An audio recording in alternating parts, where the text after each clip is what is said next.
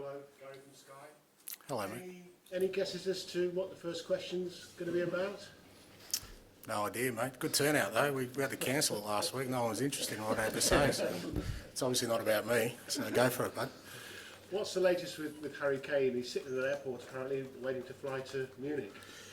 Yeah, look, fair to say I don't have a blow-by-blow account of the whole thing, but my understanding is that it's progressed to the point where it looks like it's going to happen, and that's kind of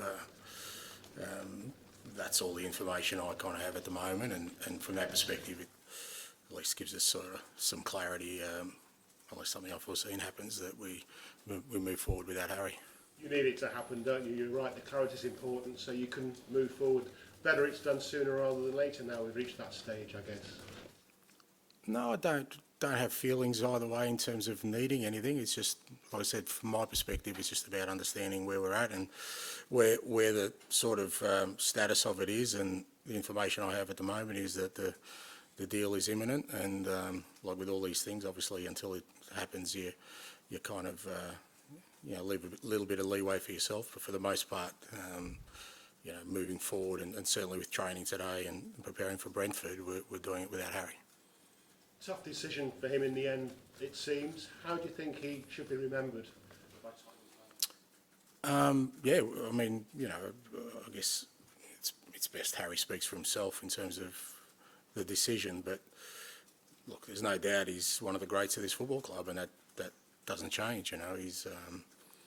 His record speaks for itself. His standing amongst our supporters stands for itself. I'm only new in the building, mate, but I'm certainly not a spokesman for this football club in the sense of proclaiming people's status. But I think it's fairly evident that Harry Kane will always be one of the greats of this football club. £85 million up to maybe even a bit more than £100 million coming to the club. You've got quality strikers, quality forward players in the building already, but will you be looking for a like-for-like replacement for Harry?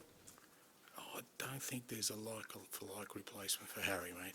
Position-wise, sorry. In terms of a striker, yeah. No, look, again, we've been planning for this, fair to say, for a while. I think it doesn't take too much investigative work to realise that this was going to happen. So we've been sort of planning for it to happen anyway. So a lot of our business up till now is with that in mind. So this doesn't change things dramatically from my perspective anyway, in terms of what we're trying to build.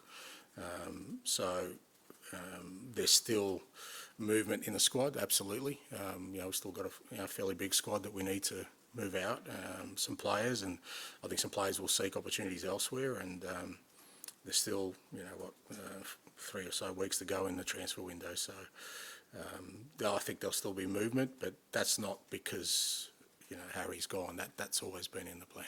In terms of 20 goals plus a season, man, have you given Daniel Levy a list?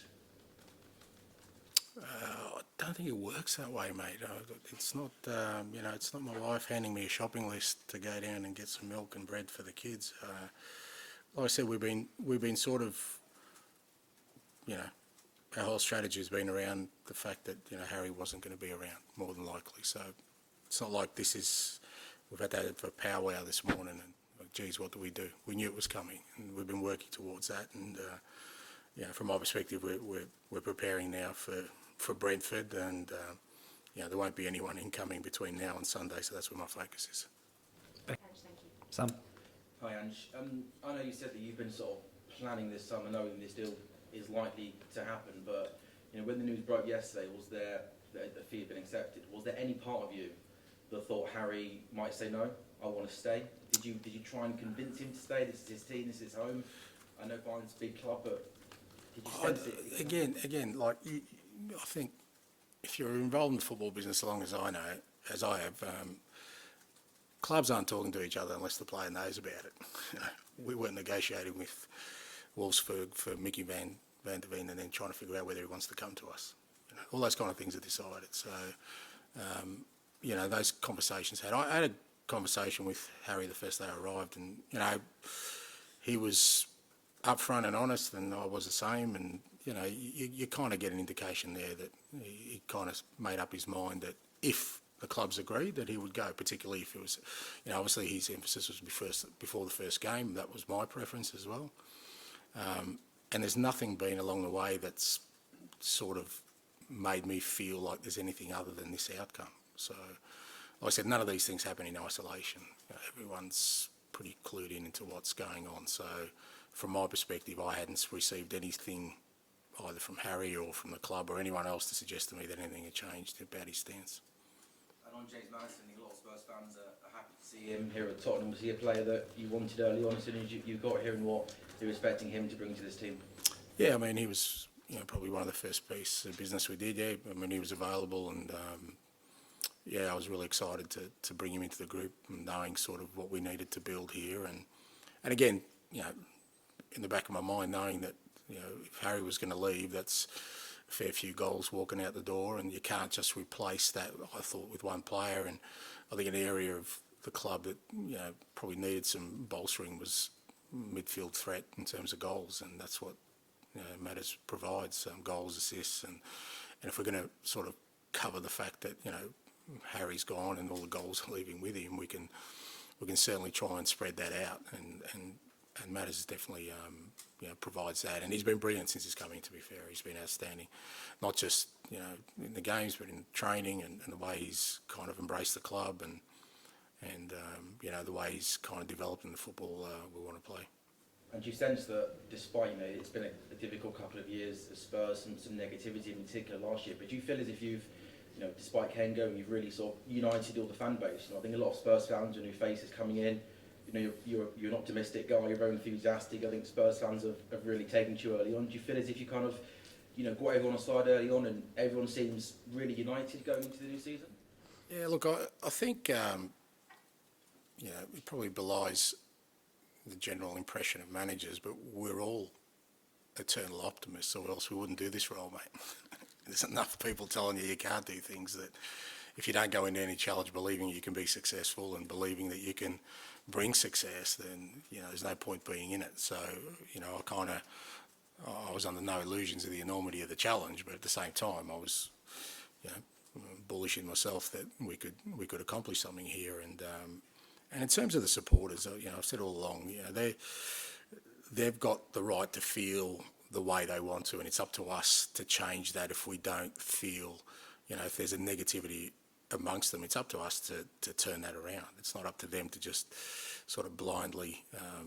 They'll always, have this eternal faith in their football club, but in terms of us, the people who represent it, we've got to prove to them that there's something to get behind there, and Sunday's an opportunity for us to begin to do that, and then hopefully that positivity transfers to our next home game, and then because the energy that they provide the players will be enormous in us trying to achieve what we need to.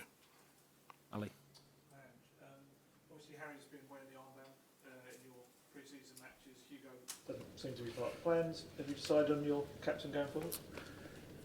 Yeah, I have, mate. So No, I'm not telling you. No. Look, we'll kind of go through that process tomorrow. As you said, I think again, knowing that sort of Harry wasn't going to be here was something that I kind of had on my radar. I'm not a massive one on sort of having an outstanding captain. I think leadership is very much a thing that's very transferable amongst the group. Your youngest player can show leadership skills, but it's about sort of creating a culture and environment that's driven by the players and the people you have in those kind of positions, captain or leaders, whatever sense of the word you want, have to drive that, and sort of, that's been my part of my brief here in the early bits, just to observe, the players and how they interact, and the kind of environment they've set for themselves, and which players seem to take the lead in that, and then we'll sort of go through the formalities of that probably tomorrow. I'll rephrase this next question slightly. Is Sonny a strong candidate for that role?